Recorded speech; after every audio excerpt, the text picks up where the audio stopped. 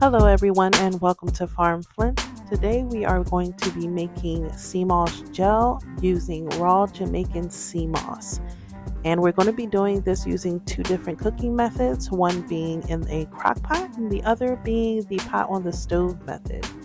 And here into the pot, we're going to be adding 1 liter of distilled water. Distilled water is a purified water that has no impurities, so it won't be interfering with the nutrition of the Jamaican sea moss. So, to the crock pot, we're going to make sure that the temperature is on high before adding 1 liter of distilled water, also. And then we're just going to let that go ahead and heat up. We're going to set the stove to medium and allow that water to heat up. We're not going to turn it on high because we're going to measure up this sea moss here and we're going to clean it. So we don't want to boil the water too fast. We don't want to get ahead of ourselves. So this scale is a total liar. I measured these prior to measuring them on camera, and they were both 3/4 of an ounce. But of course, definitely had to embarrass me. Yeah, I introduced that scale to the trash can. No, I didn't. I still haven't. But anyway, you're going to put one of the portions into the crock pot. Again, the crock pot is on high, but the temperature has not reached 150 degrees Fahrenheit, where we will eventually turn the crock pot off at that point. But here on the stove, the water is approximately 180 degrees Fahrenheit, and that's what we want to see. We're going to turn off the water at this point and add the sea moss. And I do this differently than the crock pot because the crock pot is made out of clay and it'll take it a little bit longer to cool down, where the pot on the stove method, the pot will cool down much faster. So, with doing that, they both basically get cooked the same. So here you see me at approximately 150 degrees Fahrenheit. And at this point, we will be turning the crock pot off and allowing the sea moss to cool.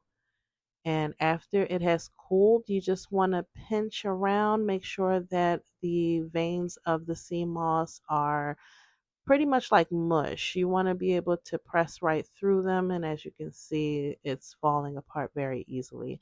That's exactly what you want to see. It'll make it very easy to blend into a nice smooth gel. And I'm going to do the same thing with the pot on the stove.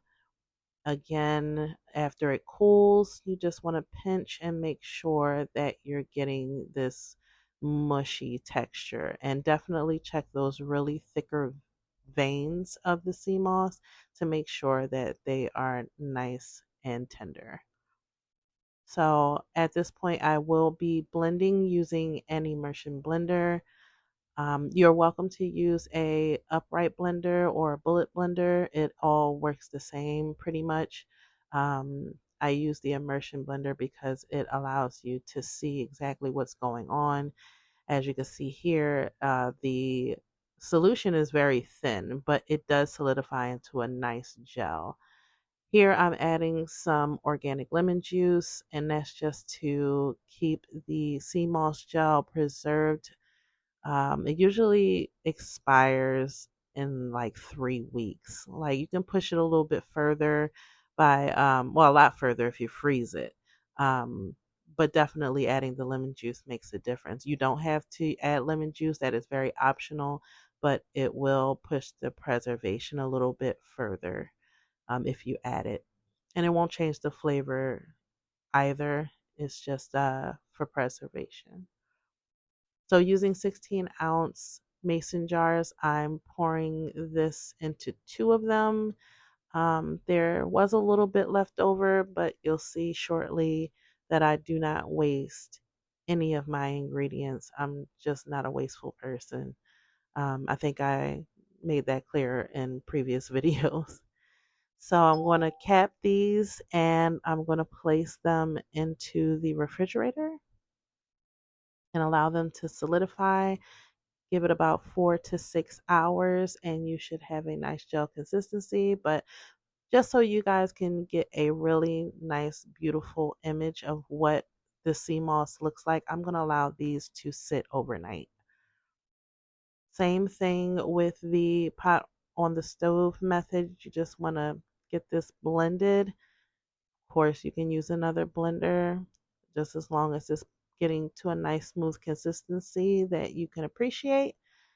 Use whatever blender works. And so I will be pouring this solution into two mason jars, two 16-ounce mason jars, and placing these into the refrigerator as well.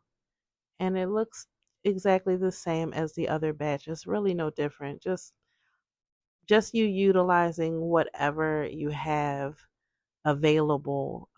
You don't have to use the stove if you have a crock pot. You don't have to use a crock pot if you want to use the stove. It's whatever you have to make some really decent sea moss gel. So again, into the refrigerator overnight.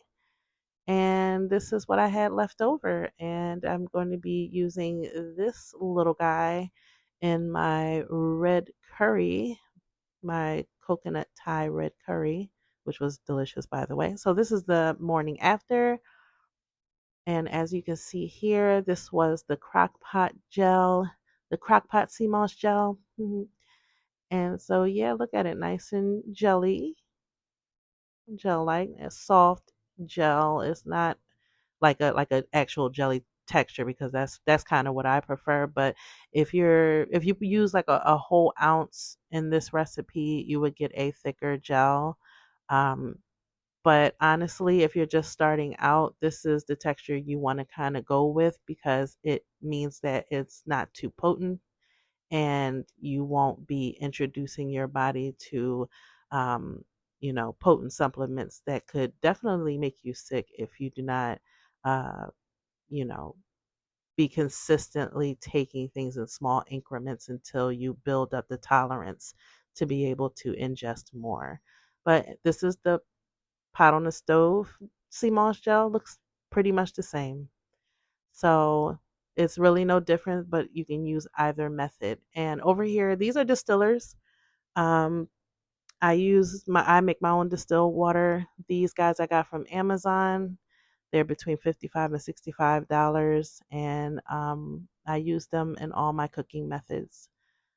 Only distilled water. So there's your sea moss, you guys, and that should do it. Take care.